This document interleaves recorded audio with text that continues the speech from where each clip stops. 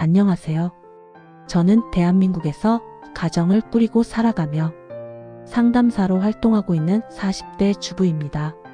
오늘은 시니어 분들의 성생활 이야기지만 조금 다른 각도에서 이야기를 해보려고 합니다.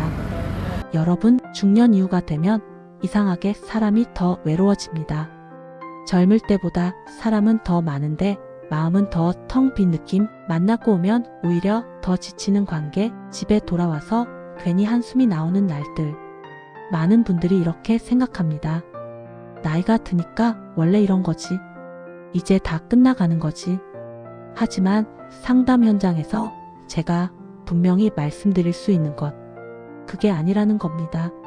중년 이후 삶이 갑자기 무너지는 이유, 성생활이 사라지고 웃음이 줄고 몸이 다치는 진짜 이유는 대부분 사람 관계에서 시작됩니다.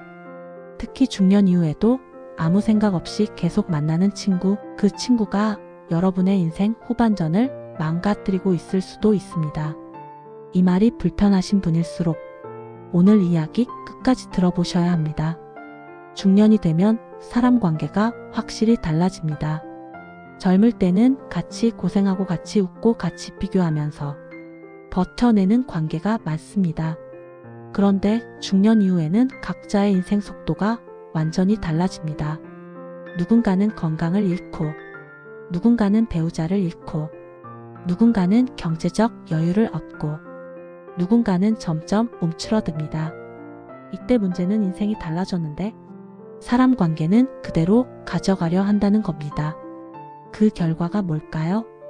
만날수록 예전의 나와 비교하게 되고, 만날수록 지금의 내가 초라해지고, 만날수록 내 몸과 마음이 늙어가는 느낌을 받게 됩니다.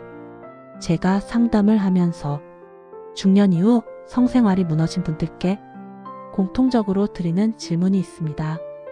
요즘 누구를 자주 만나세요?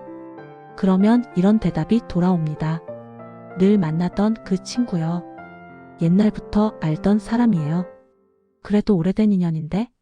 그런데 조금만 더 들어보면 이런 말이 따라옵니다.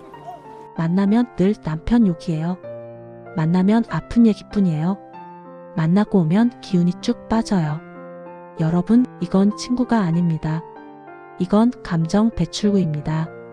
그리고 그 배출구가 여러분의 에너지를 빨아들이고 있는 겁니다. 중년 이후 절대 계속 만나면 안 되는 친구 유형이 있습니다. 첫 번째, 만날 때마다 불행을 나누는 친구입니다. 아픈 이야기, 힘든 이야기, 억울한 이야기. 세상 욕, 사람 욕. 처음엔 공감이었겠죠. 하지만 어느 순간부터는 만남 자체가 무거워집니다. 이런 관계는 성생활뿐 아니라 삶의 의욕 자체를 꺼뜨립니다. 몸은 정직합니다. 에너지가 없으면 반응하지 않습니다. 두 번째, 그 나이에를 입에 달고 사는 친구입니다.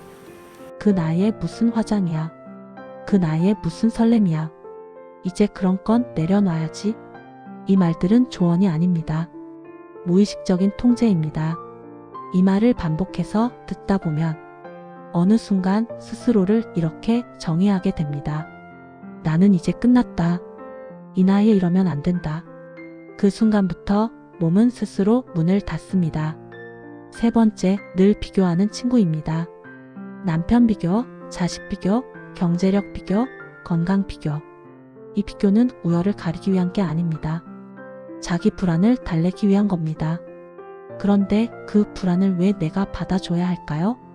비교 속에서 자존감은 깎이고 자존감이 깎이면 성적 에너지는 가장 먼저 사라집니다. 그럼 중년 이후에는 아무도 만나지 말아야 할까요?